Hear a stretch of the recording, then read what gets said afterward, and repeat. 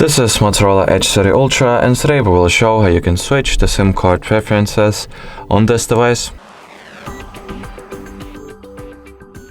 So first of all, you need to enter the settings, then go for the network and internet category, then calls and SMS messages.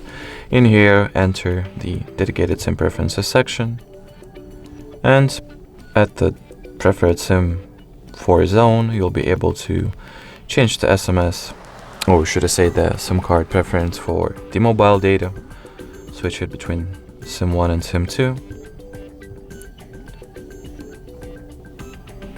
change the preference for the SMS messages, voice calls, and video calls. Alrighty, so that will be pretty much it for this video. Thank you so much for watching, and bye bye.